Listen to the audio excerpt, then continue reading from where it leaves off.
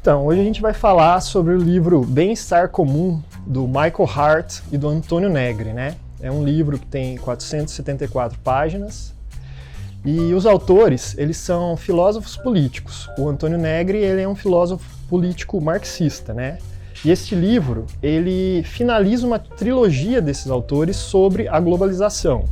Eles começam com um livro chamado Império, depois passam pelo que se chama Multidão, e terminam com este, que é o Bem-Estar Comum, que na realidade a tradução, né, é Bem-Estar Comum, mas ele, em inglês, ele se chama Commonwealth, né? E eles traçam uma ética da liberdade num local entre o público e o privado, entre o socialismo e o capitalismo, baseado numa ideia que eles chamam de devir príncipe da multidão. E tem duas ideias interessantes que eles colocam, que seria o conceito de pobreza e de amor. Na realidade, o pobre eles atrelam a questão da multidão e de serem os excluídos da propriedade privada, do sistema capitalista. E a ideia do amor é no sentido de que, quando a gente fala de amor, a gente tem uma renúncia à nossa individualidade, né? Então, é no sentido de cooperação, de caritas. Essa é a ideia, foi uma ideia interessante que eu achei que os autores colocaram no livro, né? Então, são 6 capítulos divididos em 2 partes. A primeira vai falar sobre a república, a modernidade e o capital. E a segunda parte vai falar sobre o comum, as estruturas de governança e os aparatos de comando capitalistas, até culminar com a revolução. Então, na parte 1 do livro, os autores tratam sobre a república e a multidão dos pobres, né? O que eles querem trazer com essa ideia? Sobre a república, a gente tem essa questão da res publica, a coisa pública. Mas, na verdade, não é tão pública assim. A república ela é baseada na propriedade privada, né? No sistema capitalista. E isso influencia diretamente, né, em todas as teorias científicas decorrentes ali na modernidade, né? Por exemplo, a teoria jurídica de Kelsen e de John Rawls. Então, a gente tem um ordenamento jurídico fundado nos direitos reais, nesse tipo de coisa, né? A questão patrimonial. E aí, os autores trazem uma ideia interessante de Kant, que seria o seguinte, o termo que ele usa, o sapere aude, né? Que na realidade significa ouse saber, seria uma ideia de Kant maior. E essa ideia é no sentido da aquisição do conhecimento, né, da questão epistemológica e dos fenômenos, da análise dos fenômenos. Só que ele tem uma nova interpretação, ou até mesmo eles trazem de Kant essa interpretação, que é a questão do saiba como usar, que seria uma ideia de um Kant menor, é um conceito que eles usam, que seria de inovação, de busca por mudança. E é essa segunda ideia que eles trazem como base da teoria aqui, de uma razão fundada numa questão de uma alteração da situação do status quo atual, né? E eles trazem a ideia dos corpos produtivos, a teoria deles, né? Então, da ideia do Marx jovem, daquela questão do capital e trabalho, inclui-se uma ideia de fenomenologia, né, ali no século XIX e XX, que é a ideia que eles trazem de Edmund Russell, né? E isso aproxima as teorias de Marx com Foucault. E aí a gente chega na biopolítica, né? Então, dos controles fundamentalistas, que podem ser religiosos, ou então nacionalistas, de raças, né? A gente tem essa questão então, da produção biopolítica. A produção tornou-se biopolítica agora. E a ideia da multidão dos pobres, a gente tem o quê? O termo multidão ele é visto de uma maneira pejorativa, né? Mas por que a gente entende a multidão como pejorativa? Porque, na realidade, essa multidão sempre foi uma ameaça à propriedade. E aí, a gente tem uma análise deste poder ontológico dos pobres, né? Porque, na realidade, eles sustentam a república da propriedade. Então, até o momento, o trabalho é visto como um instrumento de dominação. E é exatamente essa observância do trabalho como instrumento de dominação que os autores fundam a sua teoria, na realidade numa reversão desta lógica.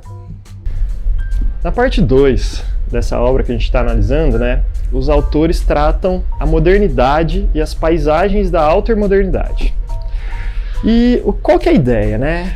A partir de uma ideia de modernidade que Walter Mignolo trabalha relacionando ao colonialismo, a gente tem a ideia de antimodernidade, que seria o quê? Uma antítese dialética à modernidade. E o que seria um movimento anticolonial? Seria um movimento decolonial, fundado na questão escravocrata, né? E essa resistência, ela é interna ao colonialismo. E, assim, a questão da escravidão, ela é uma catástrofe para a República, porque ela viola exatamente princípios republicanos, como a liberdade e a igualdade, além da ideia capitalista de livre trabalho, né? E então ela desafia exatamente a questão histórica, hierárquica da modernidade. A gente tem também outra questão que é o seguinte, a gente entende, essas lutas, elas são entendidas como lutas biopolíticas. E é a partir delas que a gente teria uma alternativa, daí o termo altermodernidade. A gente tira essa questão da dialética entre modernidade e antimodernidade para um conceito alternativo, que seria a altermodernidade. E assim, a modernidade, ela tem algumas ambivalências, né? Da ideia marxista, o próprio Marx, ele entendeu que assim, não seria a qualquer momento histórico a hora da revolução. Haveria de se esperar o momento correto, né? E essa é uma vertente entendida como antirrevolucionista do próprio Marx. A gente tem, por exemplo, que as experiências do socialismo real, que foram Rússia, Cuba e China, todas entraram em crise, né? Na realidade, a Rússia se desfez na questão socialista. China caminhou para o neoliberalismo. Então, na realidade, eles dizem que este socialismo real, ele caminhou para um sentido de acumulação de capital, visto que esses países, Rússia e China, saíram dessa experiência socialista mais ricos do que antes. E Cuba caminharia para um desses dois caminhos, né? E essa ideia do socialismo, ele se baseou numa questão de acumulação, como eu disse, nos princípios, na ideia keynesiana, né? Então, a gente chega, quais seriam os conceitos, né? O que seria efetivamente essa altermodernidade? Seria um momento de ruptura, de criação do comum. E, como exemplo disso, os autores eles usam uma experiência observada na Bolívia em 2003, que em dois locais, em Cochabamba e em El Alto e Altiplanos, movimentos sociais no sentido da não privatização de serviços de recursos minerais como água e gás, esses movimentos eles eram paralelos e eles se unem no sentido, ali culmina com a eleição do Evo Morales, né? Eles se reúnem no sentido de criar um movimento espontâneo no sentido multitudinário. Tem um conceito interessante aqui sobre essa ideia de multidão, que aí a gente está analisando essa multidão com um viés societário, né? A multidão é uma forma de organização política que, por um lado, enfatiza a multiplicidade de singularidades sociais em luta e, por outro, busca coordenar suas ações comuns e manter sua igualdade em estruturas organizacionais horizontais. Essa ideia, eles trazem uma metáfora de que a gente devia analisar essa questão de interseccionalidade, de interesses comuns entre os movimentos sociais como um caleidoscópio, que na realidade ele muda a cada momento, a cada anseio social e a cada momento histórico. Então a gente tem uma questão mutante e progressiva, né, no tempo.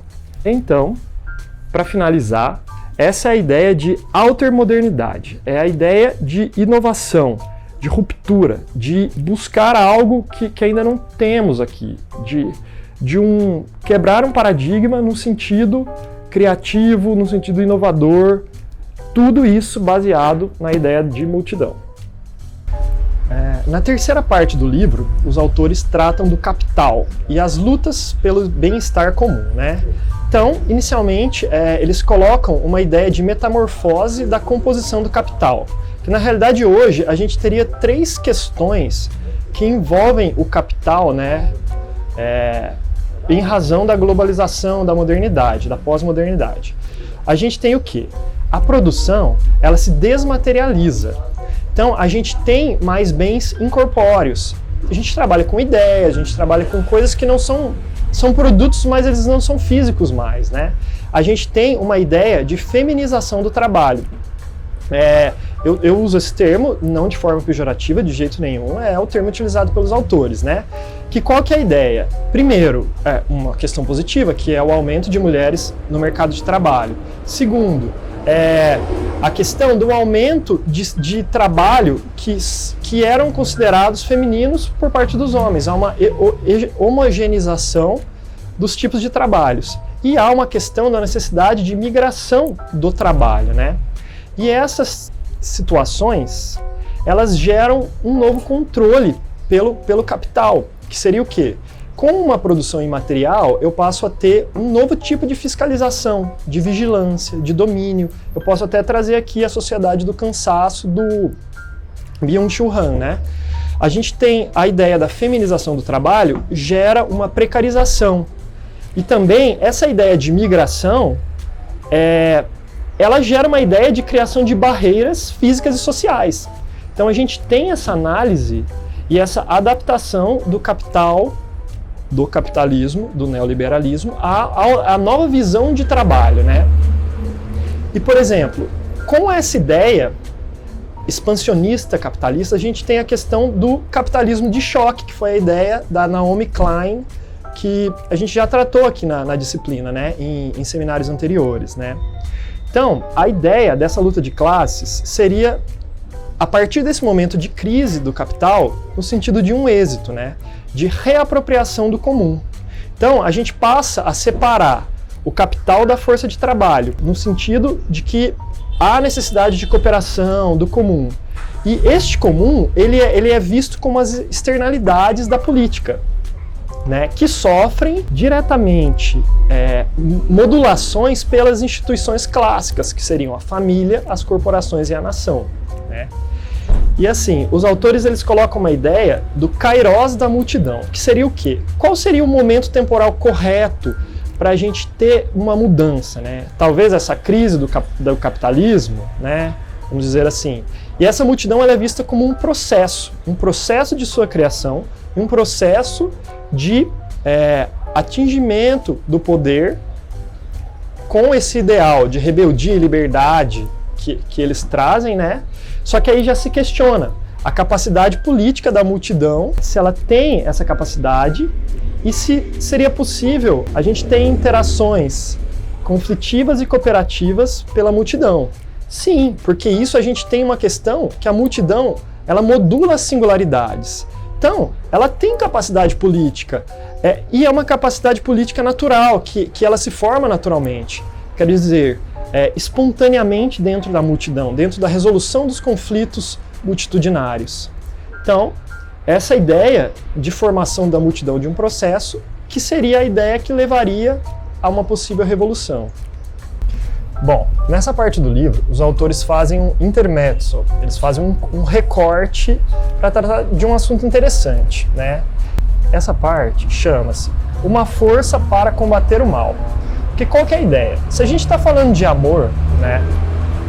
O amor como fundamento e força do comum, isso pode soar um pouco ingênuo, né? Na realidade, com relação à natureza humana, né? Então, os autores trocam e colocam uma antítese, né? O que seria o mal, então?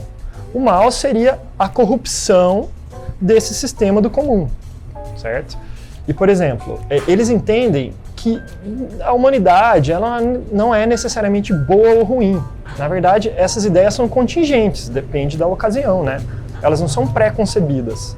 E, na realidade, esse amor que a gente está trabalhando aqui, no sentido de cooperação, ele não exclui a força, a violência. Depende na medida que for necessário, né? Essa é a ideia. E como será feita? A gente vai ver em um momento específico sobre a violência, né? Vamos lá, então, logo após esse recorte no centro do livro, a gente tem a parte 4, né? Que os autores tratam como a volta do império, né? Então, eles trazem a ideia de um golpe de Estado fracassado, que seria o quê? A partir do unilateralismo americano, né? Que teve essa hegemonia americana, mundial, a gente passa para um multilateralismo, em que alguns Estados-nação são mais centrais numa questão mundial, né? Que seriam a Rússia, a China, a Índia, o Japão, a Europa em geral, né? Só que assim, tanto o unilateralismo quanto o multilateralismo, eles tiveram derrotas militares, né? E também houve uma crise imagética. Por exemplo, os Estados Unidos, como defensores dos direitos e liberdades fundamentais, quando a gente tem ali a invasão ao Iraque, Afeganistão e o vazamento daquelas imagens da prisão de Abu Ghraib e também de como funcionam, por exemplo, a prisão de Guantánamo, né, a gente tem uma quebra dessa imagem de respeito aos direitos humanos. Então a gente tem o imperialismo americano, junto da crise imobiliária de 2007 e também do furacão Katrina em 2005, ele passa a observar trincas em suas estruturas, no sentido de alteração dessa questão hegemônica, né?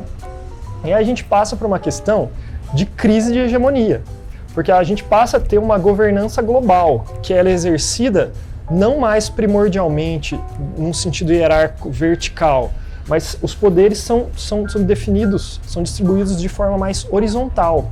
É o que a gente trata, novamente eu vou trazer a ideia do capitalismo de choque da Naomi Klein, né? Eu já tratei aqui o capitalismo de choque, o capitalismo de desastre, né? E aí, os autores passam para esse momento de ruptura, que seria uma certa genealogia da rebelião. Sim, a rebelião ela tem como fundamento básico a indignação, né? E essa indignação geraria uma revolução. Só que o campo de guerra, em termos, né, desta revolução, seriam as metrópoles. Então, hoje, a gente tem as metrópoles como esse grande espaço do comum, porque ela se funda na cooperação e na rede de comunicações. Então, é neste local onde você tem ali a mão de obra para o trabalho, os meios de produção, a vida social do trabalhador e das pessoas que compõem a multidão, ela se faz na metrópole. Então, a metrópole são os espaços em que ocorreriam a revolução, ou as revoluções, a partir da ideia de multidão. Os autores chegam, na parte 5 do livro, trabalhando a ideia do que a gente teria além do capital, né? Então, o que a gente tem, qual é o panorama atual? A gente tem que o neoliberalismo, ele seria totalmente contrário a essa produção biopolítica que a gente vem falando, de valorizar o trabalho nos seus fatores sociais, a questão da criatividade, cooperação, ele é contrário a isso, né? Por exemplo, o próprio socialismo, ele também mitiga isso por conta de sua disciplina e rígido controle, né? E também a social-democracia, ela não está tão preparada para isso, porque na realidade ela trabalha com formas e relações que olham apenas para o passado, elas não estão abertas para novas visões, né? Então, os autores trazem uma ideia seguinte, que o público estaria para o socialismo, assim como o privado está para o capitalismo e o comum para o comunismo. É isso, a ideia aqui é de um comunismo baseado no comum, só que com ideias retrabalhadas, né? Nesse conceito de multidão, nessa questão que é na realidade uma teoria densa que eles trazem aqui, analisando as teorias marxistas e muitas outras visões históricas aí do conhecimento produzido pela humanidade até o momento contemporâneo. E o que restaria do capitalismo, né? A gente tem que é o seguinte, o capitalismo ele se adequa às lutas sociais e ele massacra as subjetividades, né? Então, o que acontece? Isso acontece ciclicamente. A gente não tem um rompimento, a gente não tem uma revolução. Então, a gente não tem um caráter libertário neste ponto, que é atribuído à ideia que eles dão à multidão, né? Então, esse capitalismo, embora os autores trabalhem a ideia de que ele necessita de uma eutanásia, né, eles trazem sim o que Keynes trabalhou numa tentativa de retratar o capital, de suprir essas deficiências, né?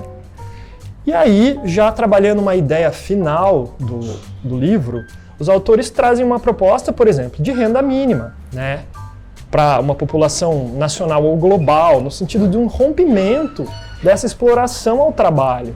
E é a partir deste ponto que a gente começa a atravessar um limiar rumo à revolução. Bom, a parte final do livro, Bem-Estar Comum, né, a gente trabalha, os autores nos trazem a ideia de revolução. Mas para isso a gente tem que fazer algumas considerações, né? Temos a ideia de paralelismos revolucionários. O que seriam isso, né? O que seria isso? A gente tem uma questão de políticas identitárias. Por exemplo, as teorias críticas feministas, racistas, elas buscam uma reafirmação de sua identidade. E dentro dessa multiplicidade de teorias críticas, por exemplo, há um segundo nível após o atingimento da identidade, que seria a abolição da identidade. Porque é neste momento que a gente rompe com a identidade, que é um dos paradigmas da modernidade, e passamos a ter uma questão da altermodernidade. Então, é a partir dessa ideia das interseccionalidades, que são as relações em comum entre esses movimentos sociais, que a gente teria essa ideia de revolução, né? Então, o paradigma moderno, baseado na identidade, propriedade e na soberania, a gente trocaria pelo paradigma da altermodernidade, baseado na singularidade, no comum e na revolução, né? E essas interseções insurrecionais, né, esse movimento liberatório, que é diferente de emancipatório, que seria obter o poder, na realidade ele é liberatório. É uma liberação, ele busca uma liberação dos aparatos, das instituições, do próprio Estado, né?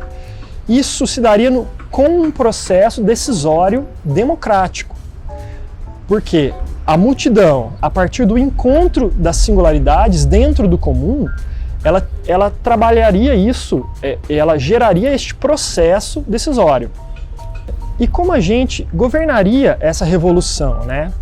A partir do dever príncipe, que a gente inicialmente trabalhou a ideia aqui, né, do dever príncipe da multidão, que ele seria o processo em que a multidão aprende a arte do autogoverno e inventa formas democráticas, duradouras de organização social.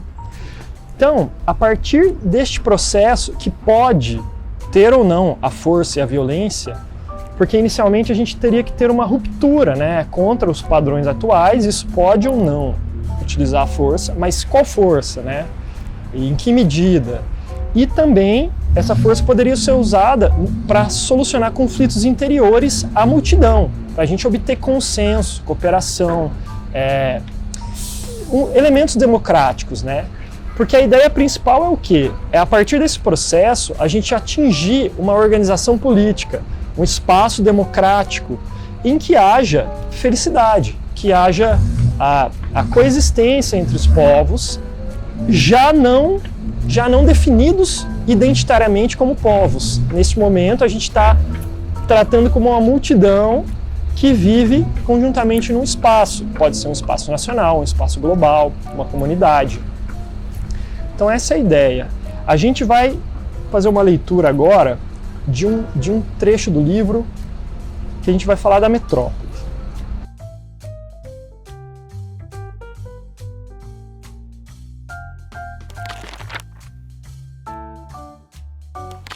São observadas exigências justas e razoáveis a serem endereçadas aos poderes dominantes de hoje. São nada mais do que as condições que mais favorecem os encontros constituintes que, segundo dissemos anteriormente, constituem a riqueza da multidão na metrópole. seriam elas: garantir que todos tenham os meios básicos de vida e saúde, criar condições para que nos encontremos numa relação de igualdade com o conhecimento e as capacidades necessários para integrar socialmente e proporcionar a todos acesso ao bem-estar comum acumulado, que serve de base para nossos encontros e é por eles enriquecido.